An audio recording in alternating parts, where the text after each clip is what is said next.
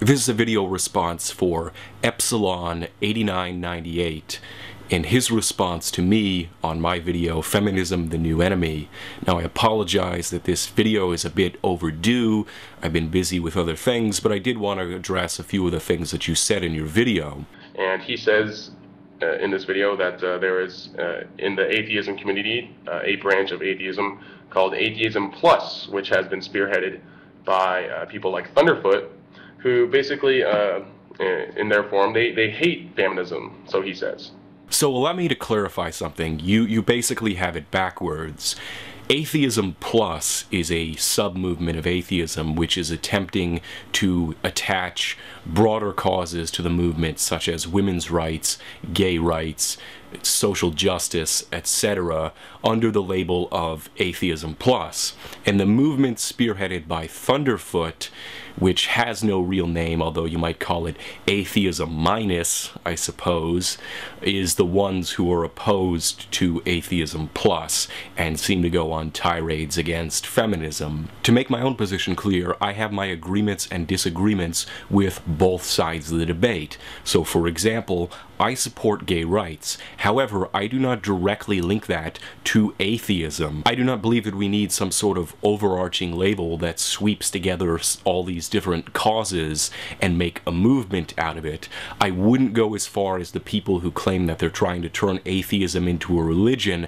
However, I don't think that we need the label. Moreover, I disagree with the tactics of many of the people who are self-proclaimed members of Atheism Plus. Likewise, for the people that we might call Atheism Minus, I support the promotion of science. I am against creationism. However, I also do not see these as part and parcel of atheism, which is a philosophical position. The Atheism Minus people refer to atheism not as a philosophical position, but rather as some sort of social movement with a true and correct agenda, and are hypocritically opposed to Atheism Plus because it is diverting atheism from its true agenda. Science and attacking creationism are no more a part of atheism than feminism or social justice. See, both sides have their dogma. They have a sense of trying to turn a philosophical position into a movement with differing agendas, and they're battling over what's the correct agenda. And one side is attempting to say that the other side is dogmatic, when in reality they're both dogmatic. The reason that I chose to criticize the people that we might call Atheism Minus is because numerous people have already come out and criticized Atheism Plus, and there's nothing really that I can add to the discussion. However, very few people have called out the hypocrisy of what we might call the Atheism Minus people. When you get right down to it, what I'm against is bundling a bunch of beliefs together, slapping an overarching label on it, and trying to turn it into a movement. And when the opposing side holds views like how all males are members of this imagined patriarchy and therefore are oppressors of women, and other opinions like all men should be considered equal to irreformable rapists, and all men want to rape women as a part of sex, and also other opinions like men are imperfect copies of women, basically equivalent to a defect, and all men want to secretly be women on the inside as some sort of, Freudian subconscious desire. They want to cut off the dicks and have vaginas or some shit like that. That is just ridiculous. And also, these militant feminists think that because all men are imperfect, therefore all men are inferior to women, and thus all women are superior to men. And largely because of this, the only way to fix the problems as part of this imagined patriarchy is that women should rule over men. Now, I cut this clip short, but originally it was almost 3 minutes long. I checked in the editor. Your description of radical feminists is so extreme that I can honestly say that I've never encountered anyone that actually fits your description. And what I'm getting at is that I think people need some perspective. Assuming that there are such people as you describe, you have to ask yourself certain basic questions like, how many of them are there? What threat do they actually pose to society? My perspective is that there are very few such people, if any, and that the threat that they pose is minimal. If people want to criticize radical views, then there's no shortage of them, from racial supremacists to religious extremists to extreme environmental activists or animal rights activists, or to the sort of anti-natalist, misanthropic, voluntary, extinction type people who view the human race as so terrible that we should elect to allow our species to go extinct, and that human beings themselves are parasites, and that having a child is some great moral evil, even though they don't actually believe in morality. At any rate, what I'm getting at here is that people could spend their entire life going after radical views and never run out of people to criticize. My point is that in the sort of right now of the internet, there's something like hashtag anti-feminism is trending on the internet right now. It's a trend. People are jumping on a bandwagon to criticize feminism to score internet ratings. It's not really any grand overarching concern with the threat posed by this movement. It's not like turning on your television and seeing that there was another feminist suicide bomber on the streets of some city. It's usually the religious extremists who are causing the actual acts of violence in the world, and extremists of other sorts may be causing other kind of things, but feminism, by comparison, seems more like the boogeyman under the bed than any real threat to society. And more than that, what is lost in the discussion is that there is a mainstream to feminism which isn't nearly as radical or extreme. People aren't sitting there debating the works of Simone de Beauvoir or Bell Hooks or Betty Friedan. They're going after these exaggerated straw feminists. Every single case of political correctness gone awry is being seized on as more proof that the feminist hordes are coming to ruin everything for everyone.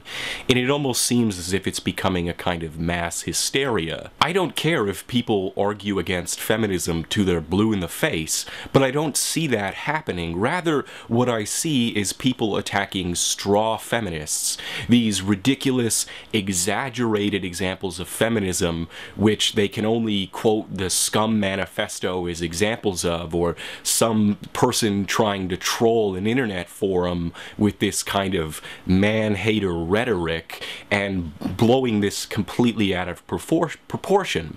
They can't really provide many concrete examples, and oftentimes people who are self-identified feminists get exaggerated to the point where it's ridiculous. Now, in this next clip that I'm about to play, you seem to misinterpret me as saying that because I think that people are using what about men's issues as a gotcha question, that men have no real problems. That is not what I'm trying to say. You know, like, let's take the case of domestic abuse. Let's say that a man is in a relationship in which his girlfriend abuses him in whatever way, like you know, physically, emotionally, psychologically, mentally, whatever. Let's say that she hits him every time she gets back from work or whatever, you know, and he can't fight back because he's a man. You can't hit a woman. And yeah, let's say that this abuse goes on, and he sees a problem with it, but he can't get out of the relationship because of whatever reason. And he wants help because his girlfriend is hitting him, and who's he going to go for help? Who's he going to go to for help? Who's he going to ask what he should do? Like, is he going to go to a institution set up for male domestic abuse survivors? No, he's not going to do that, because those don't exist. Our society assumes that men can't be abused, or if they are abused, they don't need help, so they don't set up any institutions for that. So who else is he going to go to? Is he going to go to his dad? Maybe his brothers, cousins, sisters, mothers, friends. He's going to talk to his buddies, say, "Hey, man, I like this girl, but she beats me up every day. What do I do?" Like, no, he's not going to do that, because what are they going to say about that? They're going to call him weak. They're going to call him a pussy. They're going to say, "What, are you not a man? Your girlfriend beats you up, and you're not man enough to stop her?" Like, that's just an automatic reaction from that our society, our culture builds into people, because we automatically assume that men should be the dominant ones, the superior ones, that we should be strong. We should be this strong man, you know, that doesn't allow the women to take control of us.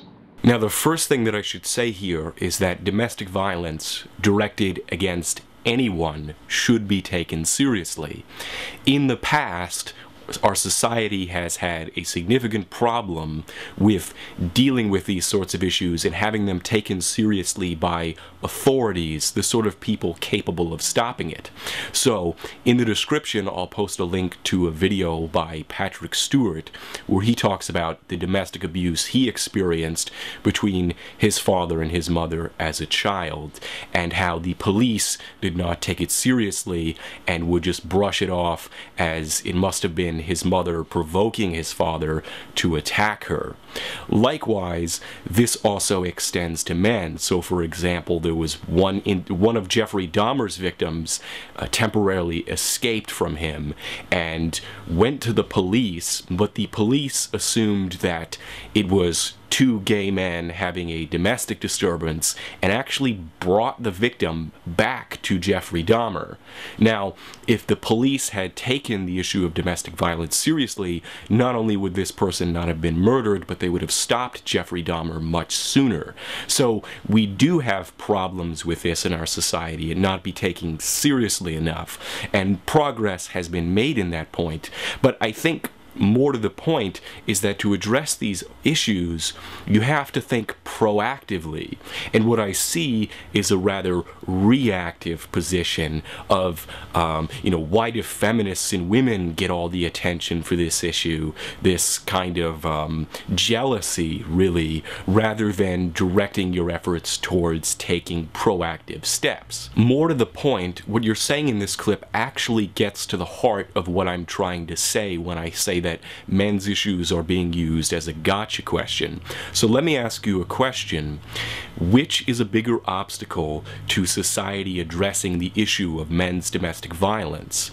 Is it A, feminism, or B, the attitudes and beliefs of society at large, especially those of other men?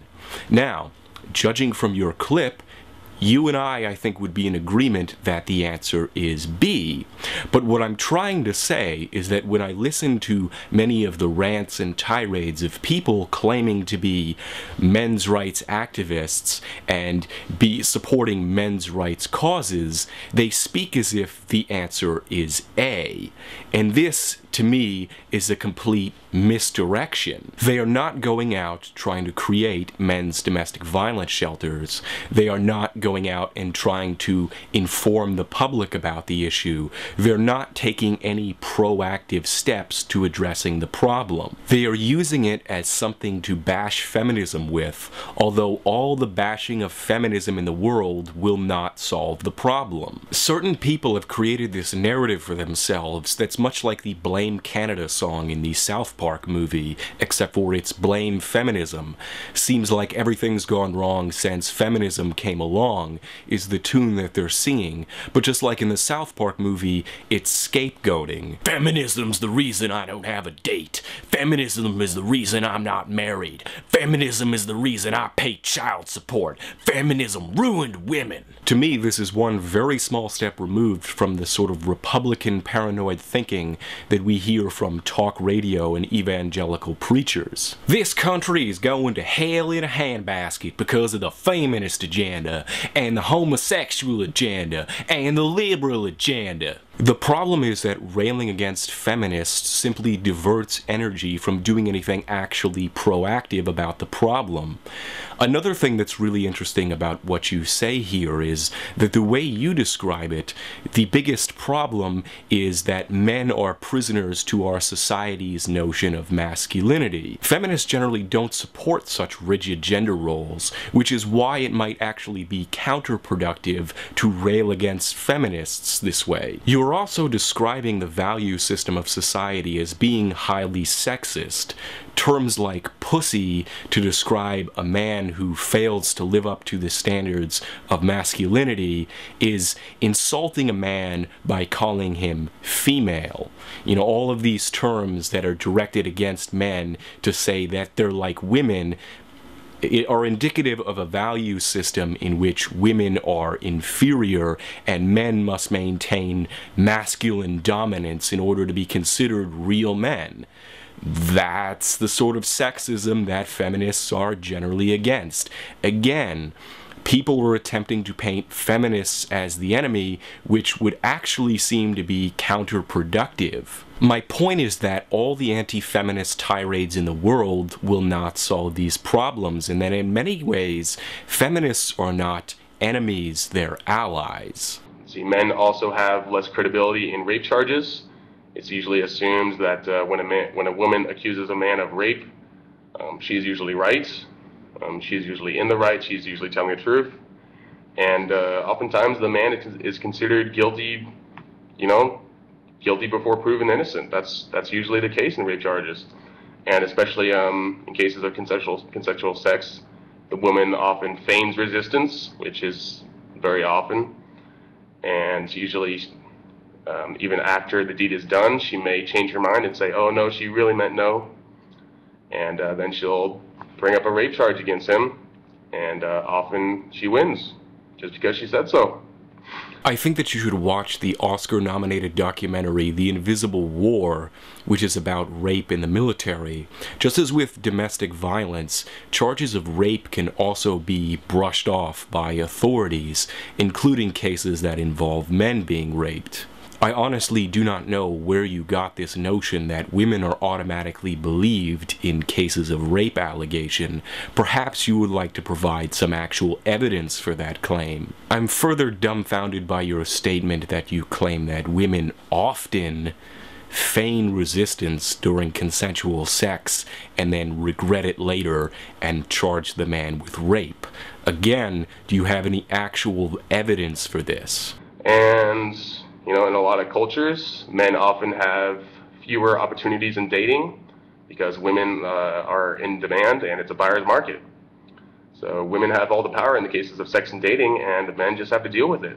So I think there are a lot of cases where men have fewer rights and are obviously less superior than women are. Would you care to be specific about which cultures you're talking about? Moreover, I find this idea that women have all the power to be ridiculous because you always have choice, and that choice is a form of power. And this talking about a buyer's market makes it sound as if women are some sort of commodity. Again, my point is not that men have all the advantages in the world and no problems. My point is that people seem hopelessly misdirected in addressing these problems because they're too busy chasing the feminist red herring. So here's another question for you. I'm going to read you a quote, and I want you to guess where the quote came from. Quote, "Our world is a corporate plantation, and men are its primary slaves." Is this quote from A, a leftist anti-corporate site, or B, a site devoted to bashing feminists, women, and relationships? The answer is actually B. Now, call me completely crazy, but if you believe that you're a slave on the corporate plantation, then wouldn't your goal be to overthrow your corporate masters? But instead what these people do is resort to bashing feminists and women because they're convinced that family and relationships are some sort of devious trick in order to keep them enslaved. This is what I mean by the feminist red herring. The sooner people stop attacking straw men and scapegoats, the sooner they can turn their attention to actually addressing the problem. So I hope this better clarifies where I stand on these issues and where I'm coming from.